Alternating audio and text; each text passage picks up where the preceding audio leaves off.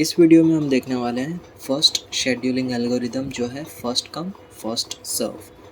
ठीक है, जिसे आप FCFS भी कह सकते हो या फिर फीफो भी कह सकते हो, फर्स्ट इन फर्स्ट आउट। तो स्टार्ट करते हैं FCFS या फिर फीफो। ओके, तो इसका सिलेक्शन क्राइटेरिया क्या है, यानी आपको जब प्रोसेस दी गई होगी तो उसमें से आपको कौन सी प्रोसेस सिलेक्ट करनी है, वो कौन सी होगी process. The process that request first is serve first. ठीक है, जो भी प्रोसेस आपके पहले आएगी उसे आपको सर्व करना है पहले। यहाँ पर ये रेडी क्यू है, इसके अंदर जो स्टार्टिंग में यहाँ पर होगा लेफ्ट मोस्ट वो क्या होगा, हेड, और यहाँ पर जो होगा वो होगा टेल। ठीक है, यानी जो लेफ्ट मोस्ट है वो होगा हमारा हेड और जो राइट मोस्ट होगा वो क्या होगा, हमारा टेल। ओके, यहाँ पे एक प्रोसेस है P0 जो CPU को इनिशियलाइज होगी, और यहाँ पर जो है फर्स्ट प्लेस पर क्या आ गई, यहाँ पर P1 प्रोसेस, और सेकंड प्लेस पर क्या आ गई, P2 प्रोसेस। ओके, अब क्या होगा, यहाँ पे एक प्रोसेस आई P3। P3 अब किस पोजीशन पर जाएगी, टेल पर तो नहीं जाएगी, वो जो है सीधा आगे वाली पोजीशन पर जाएगी। हेड किस साइड से इसका इंसर्शन होगा, इसके लिए जो P3 है वो यहाँ पर आएगी। ओके, P3 जो है यहाँ पर आ गई। Okay, it means that processes are serve in the exact order of their arrival time. ठीक है, इसके अंदर जो भी प्रोसेस जो है उन्हें सर्व किस ऑर्डर में किया जाएगा, जो प्रोसेस पहले आएगी। यहाँ पर P1 पहले आई तो P1 को एग्जीक्यूट किया जाएगा, फिर P2 आई तो फिर P2 को एग्जीक्यूट किया जाएगा, और फिर P3 को एग्जीक्यूट किया जाएगा। और इसके अंदर आपको डिसीजन किस तरह से लेना है, नॉन प्रीएम्प्टिव। नॉन प्रीएम्प्टिव का मतलब क्या है, अगर आपने एक प्रोसेस सिलेक्ट कर दी तो उसे आपको तब तक रन करना है जब तक कि वो पूरी एग्जीक्यूट ना हो जाए। It runs until it is blocked for an IO और सम अदर इवेंट और इट इज़ टर्मिनेटेड। ठीक है, नॉन प्रीएम्प्टिव का मतलब क्या होता है कि आपने एक प्रोसेस P1 उठाई, उसे आपको तब तक एग्जीक्यूट करना है जब तक कि वो पूरी कंप्लीट ना हो जाए। ओके, नेक्स्ट है इम्प्लीमेंटेशन। आप इसे किस के थ्रू इम्प्लीमेंट करोगे, पहला है हमारा फीफो क्यू के थ्रू आप इसे इम्प्लीमेंट कर सकते हो इजीली। और जब आपका CPU फ्री होगा तब जो भी फर्स्ट पोजीशन पे प्रोसेस होगी उसे आप CPU को असाइन कर दोगे। ओके, तो एग्जांपल देखते हैं। यहाँ पे हमें कुछ प्रोसेसेस दी गई है और ये सभी प्रोसेस जो है इस टाइम पर अराइव हुई है, यानी P0 जो है वो 0 पर अराइव हो चुकी थी, और जो P1 है वो 1 पर, P2 है 3 पर, और P3 है वो 5 पर अराइव हुई। और ये बर्स्ट टाइम क्या है, इतनी देर तक ये प्रोसेसेस CPU यूज़ करेगी, उसे हम कहेंगे बर्स्ट टाइम, जिसे आप डेल्टा T से भी डिनोट कर सकते हो। तो स्टार्ट करें, तो पहले हमें इसके लिए गैंट चार्ट ड्रॉ करना पड़ेगा। गैंट चार्ट पहले ड्रॉ करने के लिए हमें तो पहले 0 से स्टार्ट करना होगा। ठीक है, 0 से ही आपको पहले स्टार्ट करना होगा, ये चीज़ का ध्यान रखना है। ओके, तो यहाँ पे हम 0 ड्रॉ कर देते हैं। ठीक है, 0 ड्रॉ कर दिया। अब क्या करना है, अब यहाँ पर आपको देखना है कि पहले कौन सी प्रोसेस आई। यहाँ पर 0 पर जो है वो P0 आई, तो हम P0 को यहाँ पे रख देंगे। और P0 कितनी देर तक CPU यूज़ करेगी, 10 यूनिट के लिए, 10 टाइम के लिए। इसके लिए 0 + 10, तो यहाँ पे आ जाएगा हमारा 10। ठीक है, अब ये पूरा टाइम हो चुका है 0 से 10, तो ये सभी प्रोसेस जो है वो भी अब अराइव हो चुकी है। ठीक है, ये 0 से 10 के बीच में ये सभी प्रोसेस भी अब अराइव हो चुकी है। 1 भी आ चुका है, 3 भी आ चुका है, 5 भी आ चुका है। यहाँ पर देखोगे तो 1, 3, 5 भी ऑलरेडी कवर हो चुका है। अब हमें इसमें से देखना है कौन सी प्रोसेस पहले अराइव हुई। यहाँ पर P1 जो है वो 1 पर अराइव हो गई थी, इसके लिए हम P1 पहले लिखेंगे। P1 लिख दिया यहाँ पर हमने, और इसका बर्स्ट टाइम कितना है, 6 है। 10 + 6 16, तो 16।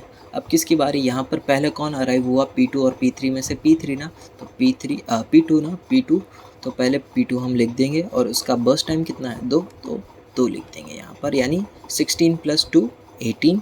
और P3 फिर बचा है ना, तो फिर P3 लिख दो, और इसका बर्स्ट टाइम कितना है, 4, 18 + 4 22। ओके, अब हमें फिनिश टाइम लिखना है या फिर कंप्लीशन टाइम। यहाँ पे आप कंप्लीशन टाइम भी लिख सकते हो या फिनिश टाइम भी लिख सकते हो। तो फिनिश टाइम में आपको क्या करना होगा, जो भी प्रोसेस है उसके राइट साइड में जो भी डिजिट है वो आपका फिनिश टाइम होगा। P0 जो है उसके राइट में क्या है, 10, तो 10 जो होगा हमारा फिनिश टाइम। P1 के राइट में क्या है, 16, तो 16 होगा टाइम। और P2 के राइट में क्या है, 18, तो 18। और P3 के राइट में क्या है, 22।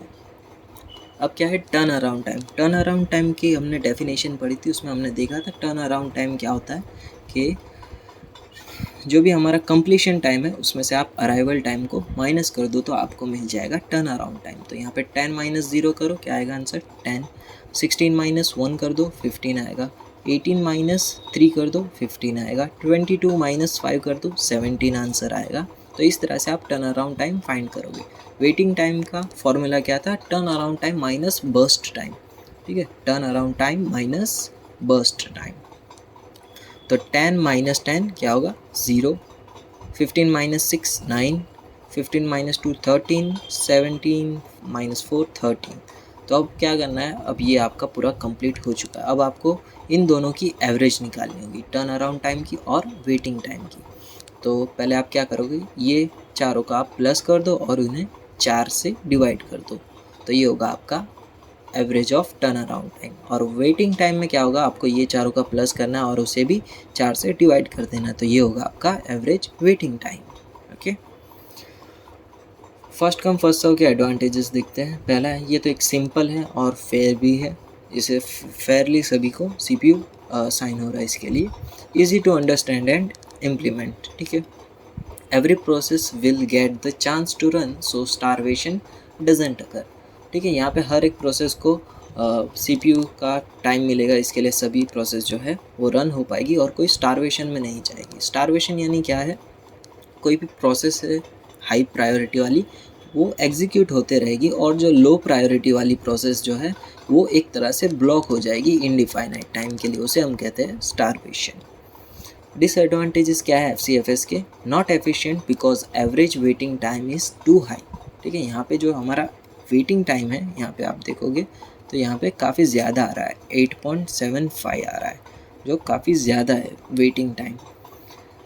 एक डिसएडवांटेज ये हो चुका है। और दूसरा है convoy effect is possible. Convoy effect में क्या होगा कि जो भी all small IO bound processes wait for one big CPU bound process to acquire a CPU। तो इसके अंदर क्या हो रहा है, जो भी लार्जर प्रोसेस है वो उतनी देर तक एग्जीक्यूट हो रही है, पर जो स्मॉलर प्रोसेस है उसका कभी टाइम ही नहीं आ रहा है। यहाँ पर हमने स्टार्टिंग में ही देखा, जो P0 है वो उसका बर्स्ट टाइम कितना है 10 है, और यहाँ पर जो P2 है उसका एग्जीक्यूशन टाइम कितना है, सिर्फ 2 सेकेंड है, जो भी 2 यूनिट है। ठीक है, तो यहाँ पर P2 को सिर्फ 2 यूनिट के लिए 16 टाइम तक के लिए वेट करना पड़ता है। तो इसे हम कहते हैं कॉन्वे इफेक्ट।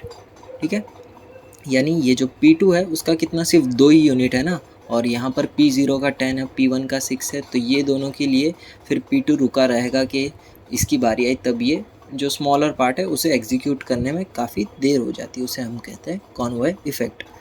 और लास्ट है हमारा CPU यूटिलाइजेशन में भी लेस एफिशिएंट। यहाँ पे CPU जो है लेस एफिशिएंट यूटिलाइज होता है, specially when a CPU bound process is running with many IO bound processes. Okay, तो यहाँ तक रखते हैं FCFS।